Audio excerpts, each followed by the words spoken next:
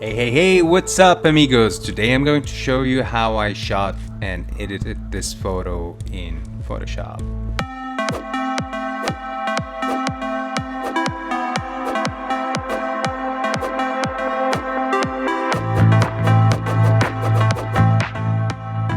Now, before I start, it's worth to mention that I've lost the sound while recording the tutorial, and I just didn't want to ditch you all.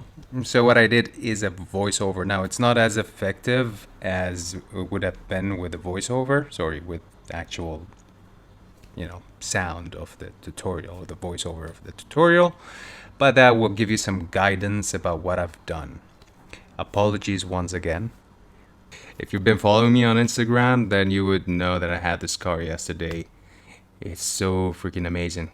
This thing, you can shoot it from every single angle and you will still get a good damn shot. So if you're not following me on Instagram, I think it's time for you to do so. Here's my account. I post a lot of things, mainly about cars. It's all about cars, actually. And a lot of behind the scenes in the story, plus some other goofy stuff. All right, so today I'm going to show you how I going to blend in 2 to 3 different shots to come up with something nice.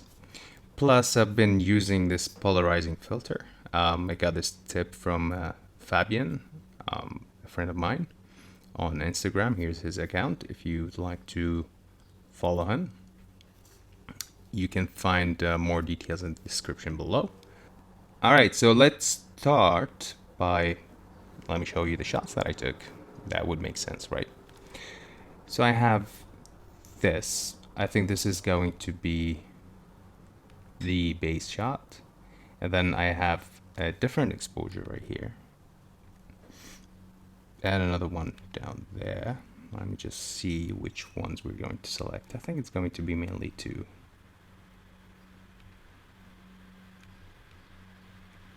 So I'm going to select this as a start, and perhaps this, in which I'm going to brush in the details down from here, which is the back of the car. Then of course we're going to try and remove this harsh, I don't know, highlight, and maybe fix a few things. I mean, the beauty of the A7r II is shooting with a 42 megapixels in full frame. You can always reframe the shot the way you like it. All right, so let's start. So I'm gonna select these 2 and I'm going to edit, and of course again open as layers in Adobe Photoshop. All right, so since this is going to be a voiceover, not sure how effective this is going to be because I'm not reshooting the entire thing. Anyway, so now with that, we've imported everything into Photoshop, and I have 2 layers. One is with the basic exposure, in which I really like the way or the color of the car appearing in that picture.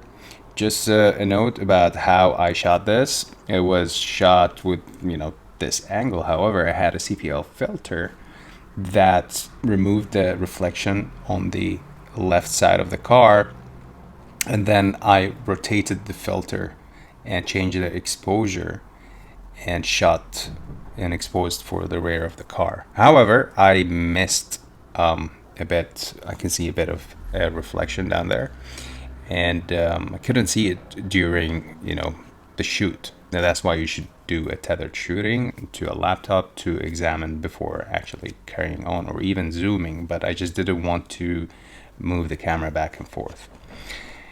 Anyway, now we're going to apply a mask, and we're going to brush in the details from the other exposure. So select the brush, put the flow down. For this shot, I think I have set it to 15%. And I'm just going to start brushing in the details. Very subtle to start with, just trying to make sure that I not sort of try and fake the entire shot. Like, I didn't want it to look a bit fake. So I gradually would add the details. And I guess this is going to be a speed edit right now, so just showing you how it's done.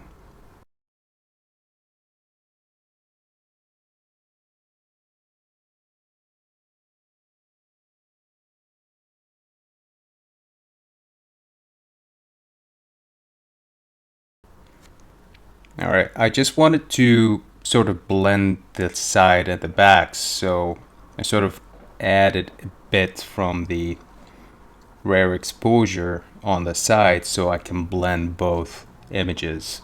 It will look more sort of real.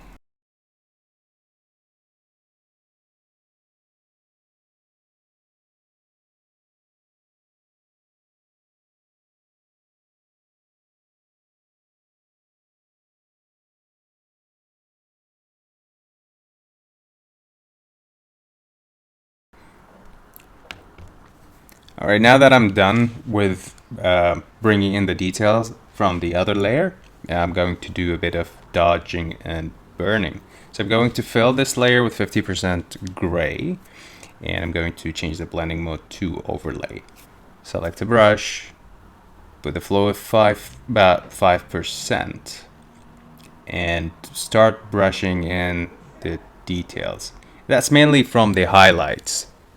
It's very subjective, but the way I do it is I look at the highlights in which I want to emphasize. For example, this area over here, I would like to show a bit more of the highlights. I would do a bit the rear of the car or the back of the car, and of course the tail light. And it's just a matter of, getting used to this technique. Once you train your eyes to see what requires to be dodged and burned, you'll just get it naturally over time. So for example, here I have a bit dodging the chromes and these small details that matters.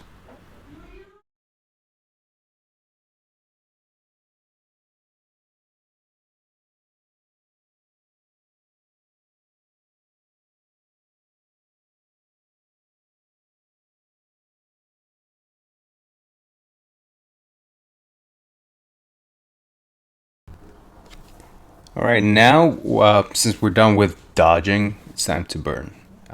Again, I'm going to select the dark areas and I'm going to sort of darken them even more. Just to emphasize, adding a bit of contrast to the car. That pops the car details out.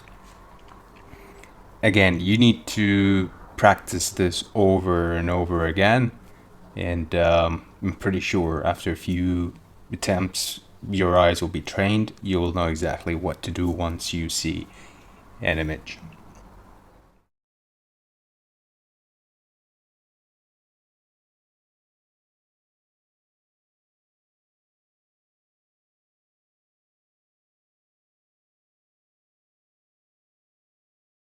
Now we're done, we're going to add a bit of contrast. And I use the Color Effects Pro by Google. This is a free software that you can download. By the way, before I continue, there are several, if you've been following me on YouTube, you would know that I have a lot of tutorials explaining the processes or the workflow behind my work. So I have 7 videos that explains the start, the entire process from the start until the end. And yeah, please do subscribe and have a look at that as well. So now I'm adding a contrast. I'm just going to add a pro contrast. I explained that in one of the videos. Please check them out. Check my videos, my previous work out. All right, now that we're done adding the contrast, I see that there is a bit of color cast on the ground, and mainly that's a yellow color cast. What I'm going to do is create a new layer. I'm going to change the blending mode to color and paint in black, and that will remove the, well, actually desaturate the color.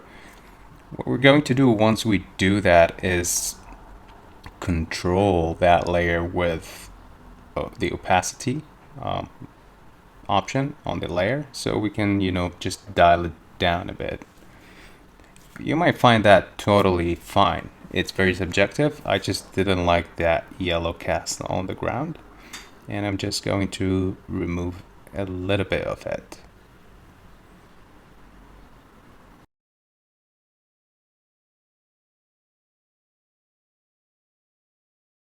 Alright, now that we're done removing the color cast, now it's time to remove that harsh reflection, which is causing a bit of distraction when you look at the car.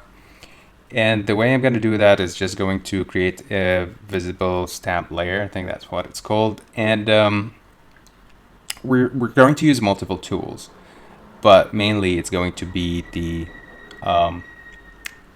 clone stamp tool, in which we are going to sample from an area and we're going to paint over the other areas. The idea is to select a clean sample and paint over the areas that you want to remove. Make sure you have it on the current layer where you are sampling from, and just to not copy or sample from other layers below.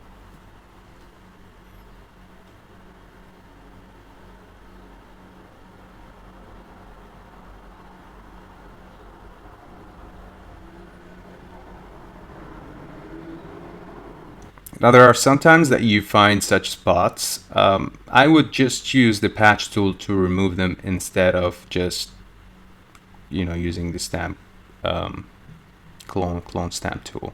It's easier to do that like so. Like this spot, for example, I'm going to select and just drag for a clean sample. And now we're going to fix the edge with the stamp tool.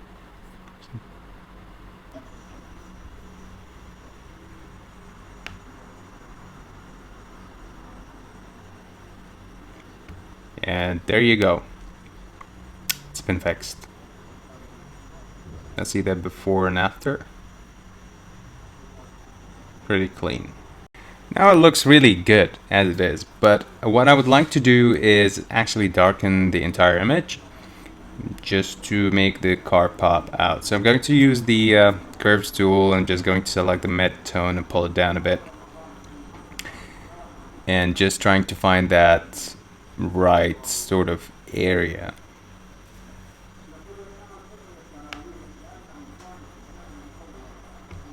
And once that's done, I'm going to select a brush to mask the car out of that sort of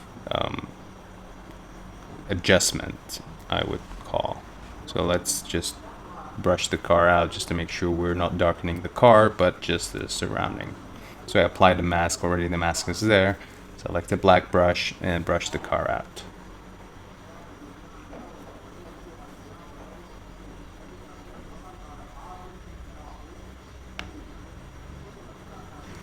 In the previous tutorial, I showed you how I added toning with the curves layer. In this tutorial, I'm going to show you how it's done with the color balance. And what I'm aiming for basically is adding that teal to the shadows, sort of green, cyan blues in the shadows. And that's mainly done with, you can do it with the curves. This time we're just going to with a color balance, and I'm going to select the shadows and start dragging the cyan red slider towards the cyans. Make sure the you know, we don't overdo it. You don't want to put the slider all the way to 20, but rather it should be a bit of, you know, just subtle adjustments. So we're going to do that. I'm going to also add a bit of blues in the shadows and maybe a bit of green, but not too much.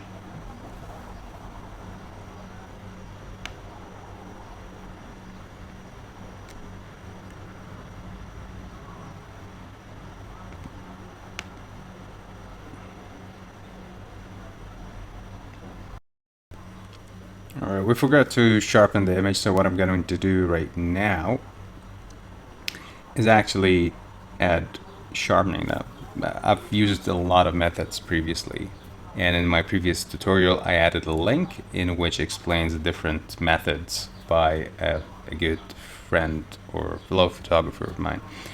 I'm going to add it to the description below as well. So we're going to use mainly the unsharp mask from the filter drop down menu to sharpen, then unsharp mask. Now I'm not going to explain the details because that video that I'm referring to explains it pretty well. But what we're going to do right now is just add a mask. Make sure we don't sharpen the paint job of the car. We want that as smooth as possible. We could sharpen the corners or the edges of the cars or of the car, but we wouldn't want to sharpen the paintwork because this is smooth and it should be as smooth as possible. And now I'm just going to add a bit of saturation to the reds because I'd like to have that red popping out a bit. I have a bit of yellows in there, but you know, I just wanted that red to pop more.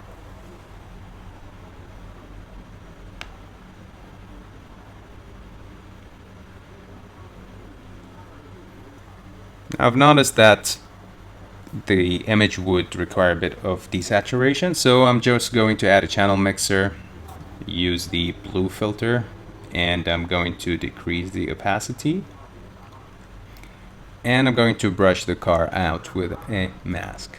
Now if you've been again following me, this is my sort of workflow. Please refer to the other tutorials to better understand my workflow.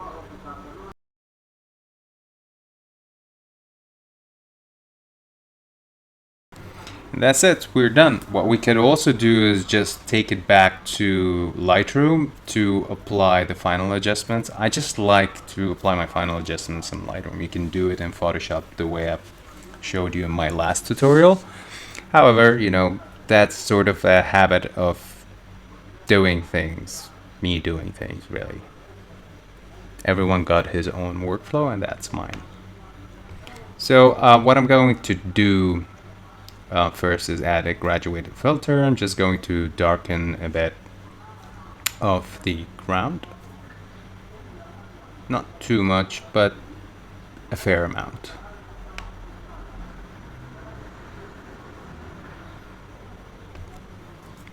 I've also noticed that the top part of the building just has a lot of highlights. I could have removed that in Photoshop, but since we're here in Lightroom right now, I'm just going to do it with Lightroom, and it's a bit sloppy, but it just works. Now I'm going to select an adjustment or brush adjustment, and I'm going to brush the building with low exposure. We could have removed the plants on top, but again, that's a creative choice. You can do it. It's very easy. Just use the stamp, clone stamp tool, and you can remove that.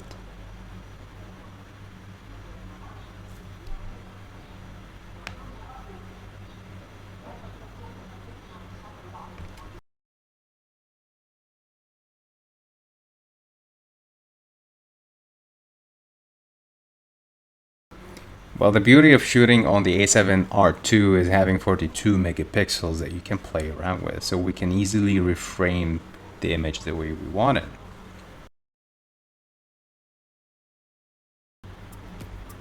Alright, and that's pretty much it, amigos.